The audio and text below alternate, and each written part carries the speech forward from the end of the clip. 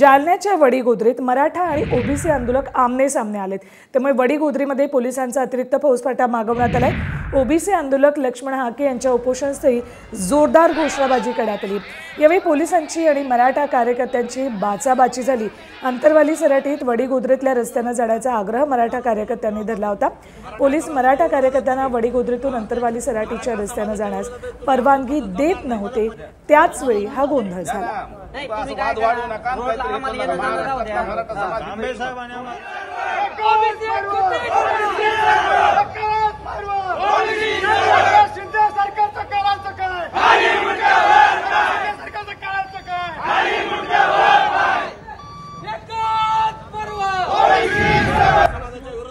एक भी गाड़ी में रोक लेने पाहिजे। एक भी एकाला घायला म्हणलेला ऐकायला पाहिजे। एक 15 मिनिटाच्या गेट निघले खाली मी स्वतः उठतो फेकून देणार गेट। मग काय परिणाम होते ना याला तुम्ही जबाबदार आहात। जेवढी इज्जत करतो तेवढीच इज्जत करतो। एकदा कतार लागला ना तर मी कोणालाच गेलीच नाही। मग ते देवेंद्र फडणवीस गेला उडत आमचं।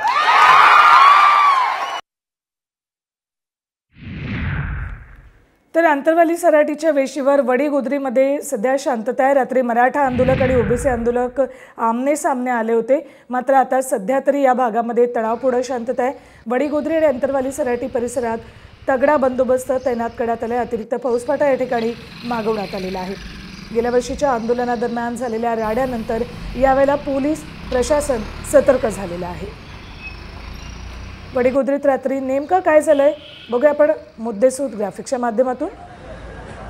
बघा, वडीगोद्रीत मराठा आणि ओबीसी आंदोलक रात्री आमने सामने आले। अंतरवालीकडे जाणाऱ्या मराठा आंदोलकांना पोलिसांनी वडीगोद्रीत अडवलं होतं। बॅरिकेडिंग करत रस्ता बंद केल्यामुळे मराठा समन्वयक आक्रमक झाले।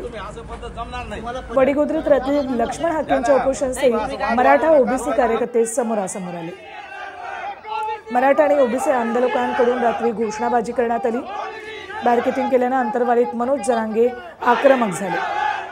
गेट 15 मिनिटात काढलं नाही तर सागर बंगल्यापर्यंत फेकतो असा यावेळेला संतापात जरांगे म्हणाले। रात्री जरांगेंचा दीपक केसरकर आणि शंभूराज देसाईंना फोन सुद्धा गेला। जरांगेंच्या इशाऱ्यानंतर वडीगोद्रीतले बॅरिकेडिंग हटवण्यात आले। अंतरवालीकडे जाणाऱ्या रस्त्यावर बॅरिकेडिंग केल्यामुळे हा इतका मोठा वाद निर्माण झाला होता।